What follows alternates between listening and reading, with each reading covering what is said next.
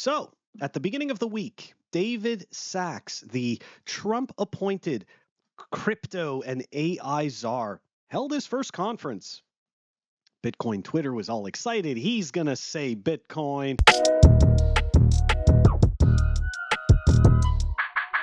45 minutes of this long conference. And what was the takeaway from this, right?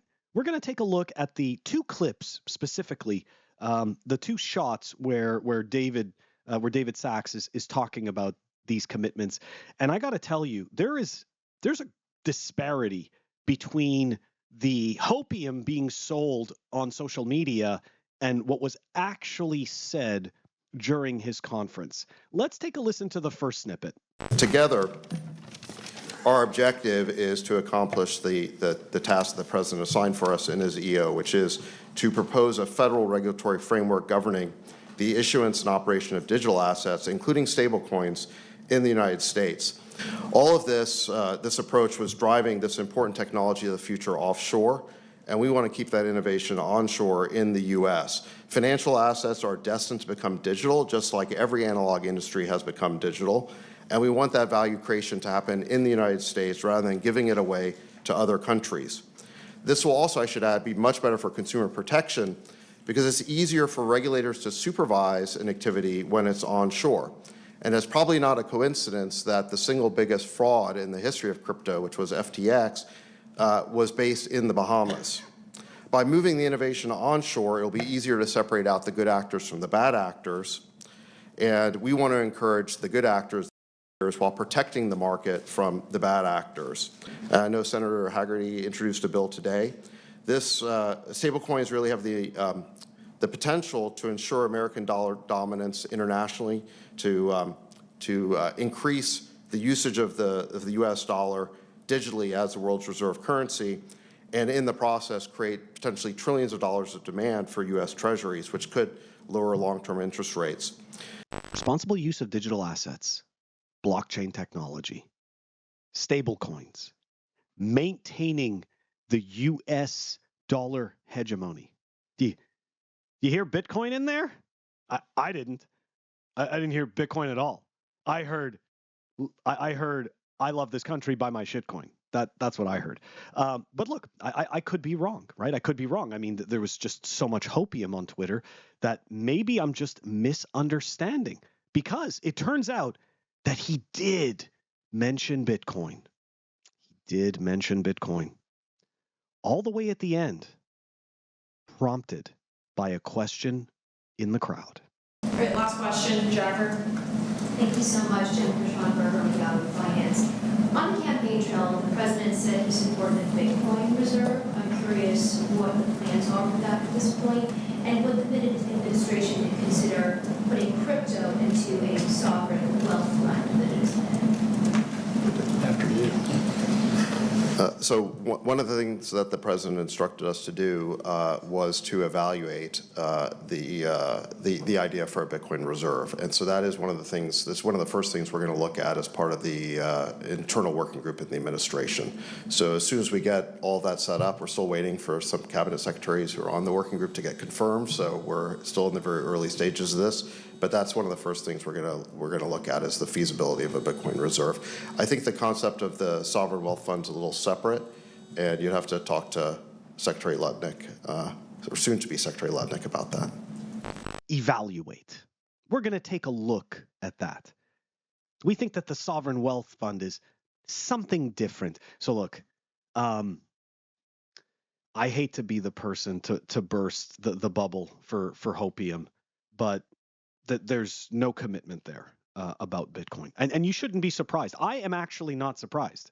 I'm just reporting on this. Obviously, I'm disappointed because my hopium is that, hey, they're going to do this stuff and the Trojan horse goes on and on. But the reality is that the words that he used, like evaluate and look into, okay, this is just corporate speak, right? This is vague, validating corporate speak. That's all. So what it does is it conjures up a good feeling of, oh, they're going to do the right thing. That's what that makes you think.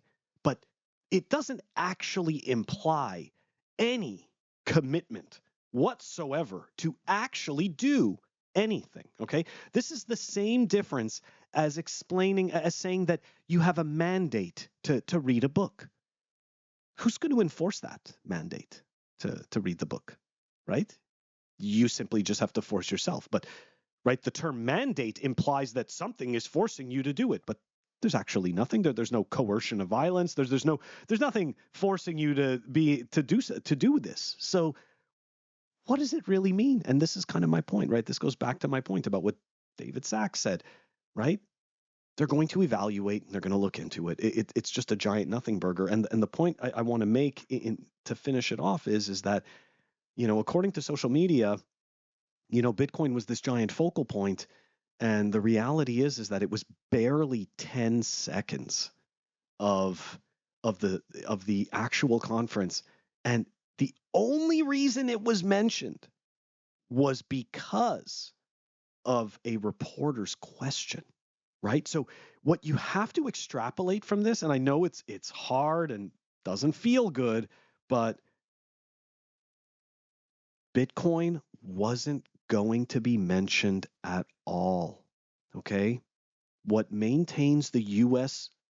power and control is the ability to export the dollar, the ability to export that debt, right? Because you got to understand, if more countries hold U.S. dollars as a hedge against their own inflating dollars, that essentially means that the U.S. dollar dies last, right? So it's just a shell game. In all honesty, of course, we want to see Bitcoin grow, NGU, adoption, all that good stuff. But the disservice that happens is when we believe something deeply that just isn't real, okay? And one of the ways in which we do that is that we sell ourselves on narratives, right? Like the narrative that the country is going to adopt a Bitcoin reserve, or even, for the shitcoiners, a crypto reserve. It's all just a LARP. Do the math. We're going to have over $50 trillion in debt in the next 20 years, okay? Pennies in the bucket are not going to save this. I'm sorry, but the government buying and holding Bitcoin isn't going to save this. But what a strategic reserve will do, okay, is that it will allow the perception of what the government is doing to change. And some may argue it will allow the perception of the government to look more competent than they are, possibly even more favorable to the average person. So, yeah, I'm sorry, guys. Bitcoin was not a big part of David Sachs' speech. I am not surprised. You shouldn't be surprised either. Instead of getting happy or sad as to what these politicians do, we should just be trying to look at what they do, listen to what they say, and try to extrapolate what they actually mean. Anyways, guys, that's all I wanted to talk about today. I'll catch you on the next one.